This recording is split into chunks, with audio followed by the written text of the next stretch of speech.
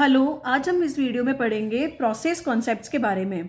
तो प्रोसेस की डेफिनेशन क्या होती है? A process is a program in execution. और प्रोग्राम क्या होते हैं? Program is a set of instructions. ठीक है, या फिर हम ऐसे भी बोल सकते हैं कि a process is defined as a sequence of instructions are executed in a pre defined order. तो प्रोसेस क्या हो गई? सीक्वेंस ऑफ इंस्ट्रक्शंस हो गए, यानी कि प्रोग्राम होते हैं जो कि एक प्री डिफाइंड ऑर्डर में एग्जीक्यूट होते हैं। हम ये भी बोल सकते हैं कि जो प्रोग्राम होते हैं ना, वो क्या होते हैं? सेट या फिर कलेक्शन ऑफ इंस्ट्रक्शंस होते हैं जो कि जब कंप्यूटर में एग्जीक्यूट करता है ना, तो वो एक स्पेसिफिक टास्क को परफॉर्म करते हैं। तो जो सेट ऑफ इंस्ट्रक्शन क्यों लिखे गए हैं? एक स्पेसिफिक टास्क को परफॉर्म करने के लिए लिखे गए हैं। जो प्रोग्राम होते हैं, अगर हम प्रोग्राम की बात करें तो ये जो प्रोग्राम है वो क्या होते हैं? पैसिव एंटिटी होते हैं।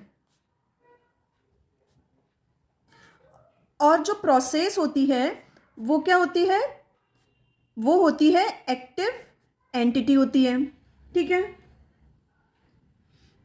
तो हम ये भी बोल सकते हैं कि जो प्रोसेस है, ये प्रोसेस है वो क्या है?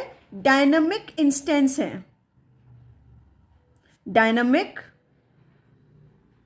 इंस्टेंस है किसकी? कंप्यूटर प्रोग्राम की। फॉर एग्जाम्पल, जैसे ये सी या फिर C++ में एक प्रोग्राम है।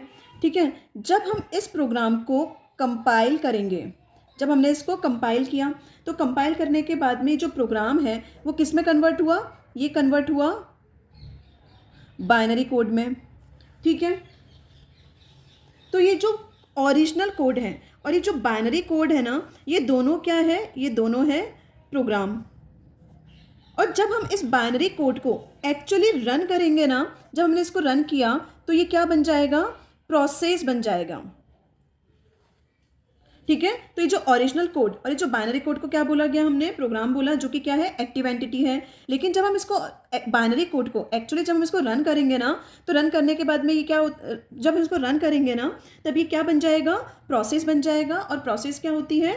एक्टिव एंटिटी होती है। तो ये जो प्रोसेस है, इस प्रोग्राम के अंदर जितने भी इंस्ट्रक्शंस लिखे हैं एक स्पेसिफिक टास्क को कंप्लीट करने के लिए, जितने भी टास्क यानी कि मेंशन्ड हैं, उन सारे टास्क को ये प्रोसेस क्या करेगी? परफॉर्म करती है। तो हम ये बोल सकते हैं कि जब ये प्रोग्राम मेमोरी के अंदर लोड होता है तभी क्या बन जाता है? प्रोसेस बन जाता है। अब हम बात करते हैं प्रोसेस के स्ट्रक्चर के बारे में। जो प्रोसेस है ना, मेमोरी के अंदर 4 सेक्शन में डिवाइड होती है। फर्स्ट है स्टैक, सेकंड है हीप, थर्ड है डेटा और फोर्थ है टेक्स्ट। तो जो स्टैक है ना, वो क्या कंटेन करके रखता है? जितने भी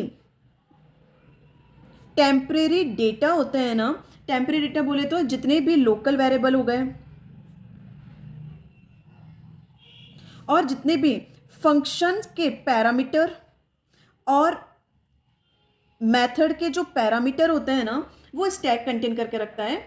तो जितने भी टेम्परेरी डेटा कौन कंटेन करके रखेगा? स्टैक कंटेन करके रखेगा। अब हम बात करते हैं हीप के बारे में। तो जो हीप है, हीप क्या करता है? प्रोसेस को रन टाइम पे मेमोरी का अलोकेशन करता है। हीप क्या करेगा? मेमोरी का अलोकेशन करेगा। किसको मेमोरी का अलोकेट करता है? ये प्रोसेस को। ठीक है, थर्ड है डेटा। डेटा क्या करता है? जितने भी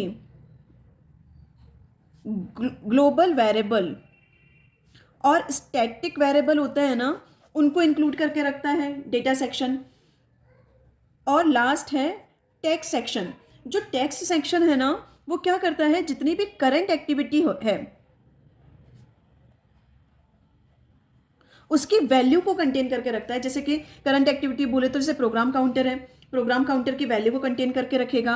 और जो प्रोसेसर का जो रजिस्टर है ना, उसमें क्या कंटेंट लिखा हुआ है उसको कंटेन करके रखता है। तो ये था प्रोसेस का स्ट्रक्चर। तो इस वीडियो में हमने देखा प्रोसेस की डेफिनेशन और स्ट्रक्चर ऑफ ए प्रोसेस।